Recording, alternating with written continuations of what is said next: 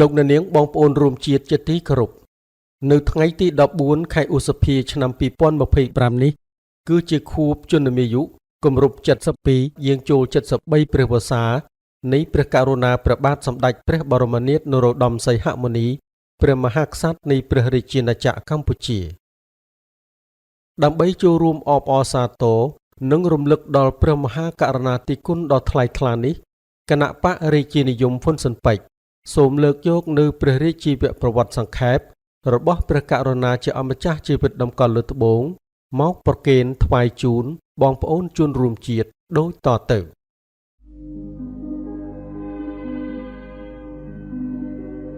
ព្រះរាជាប្រវត្តិសង្ខេបព្រះករុណាព្រះបាទសម្ដេចព្រះបរមនាថនរោត្តមសីហមុនីព្រះមហាក្សត្រនៃព្រះរាជាណាចក្រកម្ពុជា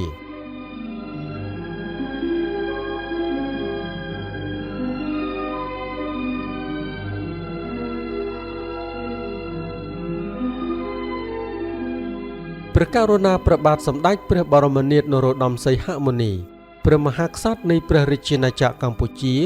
ទ្រង់ប្រសូតនៅថ្ងៃទី14ខែឧសភាឆ្នាំ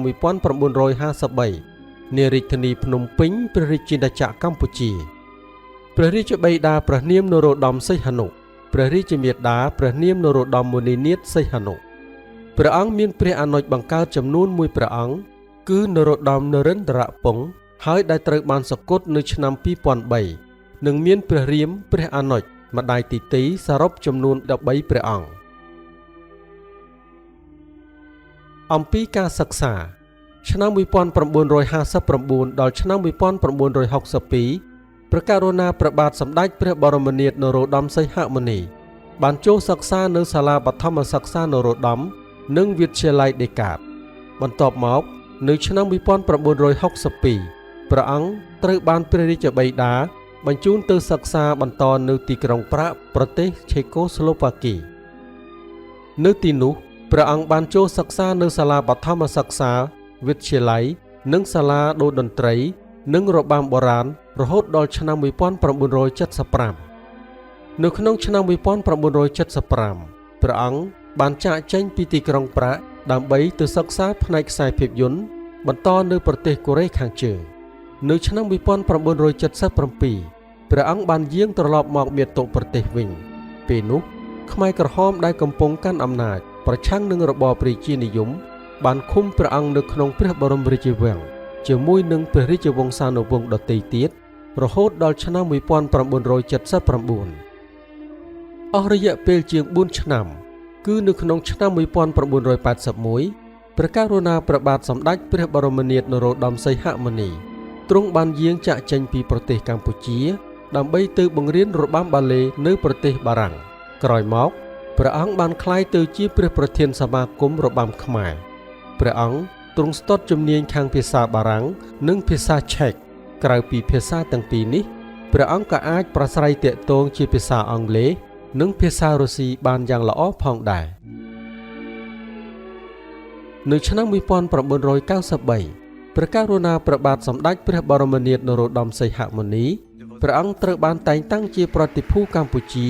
ប្រចាំអង្គការ UNESCO ដែលមានស្នាក់ការនៅទីក្រុងប៉ារីសប្រទេសបារាំង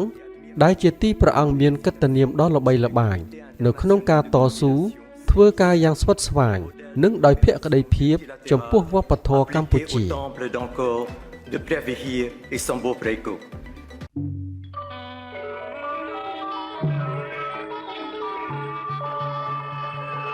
មុនពេលឡើងគ្រងរាជ្យព្រះអង្គបានទទួលគោរមងារជាស្ដេចក្រុងខុននិងជាសម្ដេចព្រះបរមនាថដែលគោរមងារនេះត្រូវបានប្រទានដោយព្រះករុណាព្រះបាទសម្ដេចព្រះនរោត្តមសីហនុព្រះមហាវីរក្សត្រនៅថ្ងៃទី14ខែតុលាឆ្នាំ2004ព្រះអង្គត្រូវបានសមាជិកក្រុមប្រឹក្សារាជសម្បត្តិទាំង9អង្គនិងអ្នកជ្រើសតាំងជាឯកច្ឆន្ទជាព្រះមហាក្សត្រនៃព្រះរាជាណាចក្រកម្ពុជាបន្តរាជ្យពីព្រះបិតាព្រះករុណាព្រះបាទសម្ដេចព្រះនរោត្តមសីហនុព្រះមហាវីរក្សត្របន្ទាប់ពីព្រះអង្គដាក់រាជសម្បត្តិនៅថ្ងៃទី7ខែតុលាឆ្នាំ2004សូមព្រះមហាក្សត្រនរោ ដំជាមនីនៃកម្ពុជានិងមាតុភូមិប្រជាជាតិប្រជារាស្ត្រប្រជាជនកម្ពុជាយើងបានរួបរวมគ្នាសុខដុមរមនាសបោសបាយប្រជាជនចម្រុងចម្រើនជាមួយគ្នាតារាប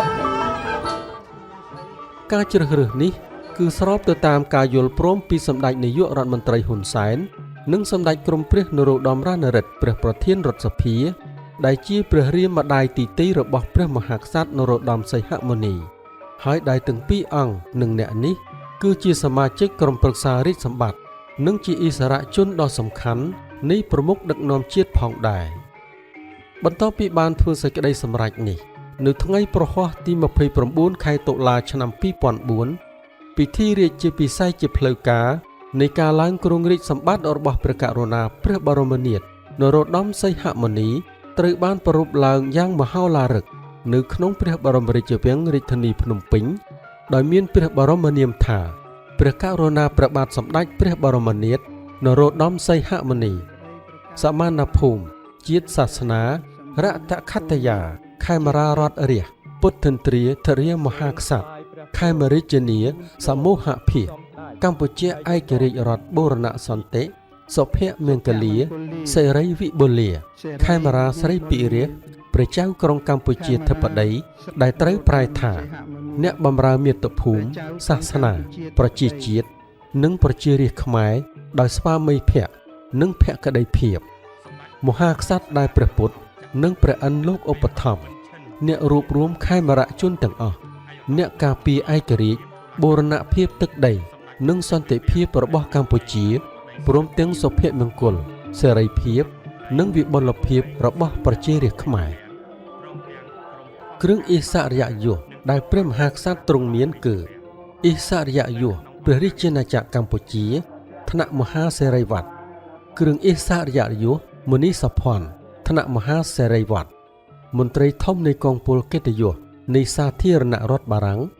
មេដៃប្រាក់នៃទីក្រុងប៉ារីសនៃសាធារណរដ្ឋបារាំង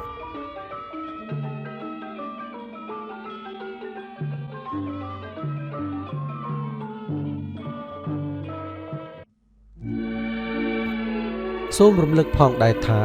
នៅក្នុងមហាសន្និបាតព្រះពុទ្ធសាសនាពិភពលោកលើកទី6ព្រះករុណាព្រះបាទសម្ដេចព្រះបរមនាថនរោត្តមសីហមុនីត្រូវបានព្រះសង្ឃពុទ្ធសាសនាពិភពលោកសម្រេចថ្វាយព្រះបរមងារកិត្តិយសជាព្រះស្រីលោកធម្មករាជមានន័យថាព្រះរាជាមានគុណធម៌ដ៏ខ្ពង់ខ្ពស់បំផុតជាគំរូក្នុងការប្រតិបត្តិនិងផ្សព្វផ្សាយព្រះធម៌ព្រះពុទ្ធសាសនាលើសកលលោកព្រះបរមងារកិត្តិយសនេះត្រូវបានដង្ហែមកថ្វាយព្រះអង្គដល់ព្រះបរមរាជវាំងក្នុងរាជធានីភ្នំពេញនាថ្ងៃទី3ខែមិថុនាឆ្នាំ2015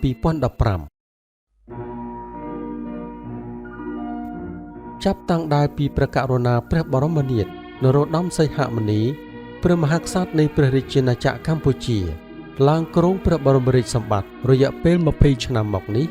ព្រះអង្គបានបំពេញព្រះរាជកិច្ចយ៉ាងច្រើននិងដ៏ថ្លៃថ្លាដើម្បីជាឧត្តមប្រយោជន៍ប្រជារាស្ត្រនិងសង្គមកម្ពុជាទាំងមូលក្នុងវិស័យសង្គមគិច្ចវប្បធម៌អប់រំសុខាភិបាលព្រមទាំងព្រះរាជសកម្មភាពមនុស្សធម៌ជាច្រើនទៀតព្រះអង្គទ្រង់រក្សាអព្យាក្រឹតភាពបានយ៉ាងល្អដោយព្យាយាមមិនលូកលាន់នៅក្នុងកិច្ចការនយោបាយឡើយ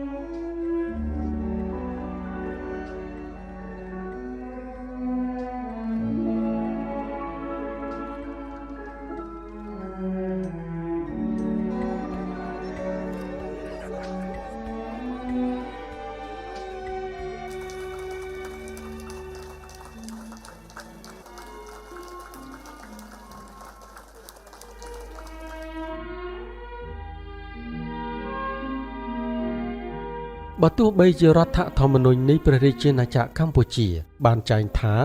ព្រះមហាក្សត្រទ្រង់គ្រងរាជ្យសម្បត្តិតែមិនកាន់អំណាចក៏ប៉ុន្តែព្រះអង្គគឺជានិមិត្តរូបដែលពុំអាចខ្វះបាននៃសន្តិភាពនិងឯកភាពជាតិជាមហាក្សត្រដ៏មានទសពិធរាជធម៌តាំងព្រះរាជហឫទ័យដ៏ស្មោះសរបរិសុទ្ធលើអស់មនុស្សក្នុងផែនដីនៃព្រះរាជាណាចក្រកម្ពុជាក៏ប៉ុន្តែព្រះអង្គប្រហែលជានៅតែមិនអាចធ្វើឲ្យអ្នកនយោបាយគ្រប់គ្នាសប្បាយចិត្តគ្រប់ពេលចំពោះព្រះអង្គបានឡើយជាឧទាហរណ៍នៅក្រោយការបោះឆ្នោតឆ្នាំ2013ប្រទេសកម្ពុជាបានជួបវិបត្តិនយោបាយយ៉ាងធំពេលនោះព្រះមហាក្សត្រទ្រង់បានសម្រេចព្រះរាជហឫទ័យយាងបើកសភាជាតិបើទោះបីជាមានការជំទាស់ពីគណៈបកសង្គ្រោះជាតិក៏ដោយក៏ប៉ុន្តែទីបំផុតគណៈបកសង្គ្រោះជាតិបានសម្រេចចិត្តចូលប្រជុំក្នុងសភាបន្ទាប់ពីពួកគេបានធ្វើពហិការអស់ចិត្តនិងមិនបានជោគជ័យប្រសិនបើព្រះអង្គពេលនោះស្ទាក់ស្ទើរមិនយាងចូលបើកសភាជាតិតាមការជំទាស់នោះទេ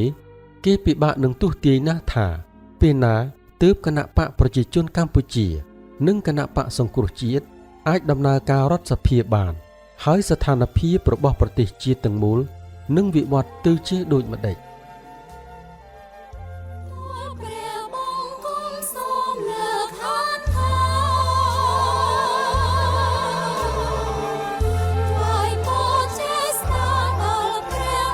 បាទលោកអ្នកនាងបងប្អូនរួមជាតិជាទីគោរពព្រះរាជាវប្រវត្តិសង្ខេបរបស់ព្រះករុណាព្រះបាទសម្ដេចព្រះបរមនាថនរោត្តមសីហមុនីព្រះមហាក្សត្រនៃព្រះរាជាណាចក្រកម្ពុជាដែលគណៈបករាជានិយមហ៊ុនស៊ិនប៉ិចទើបបានប្រគេនទូលថ្វាយនិងជម្រាបជូនបងប្អូនជនរួមជាតិនៅពេលនេះសូមបញ្ចប់តែត្រឹមនេះ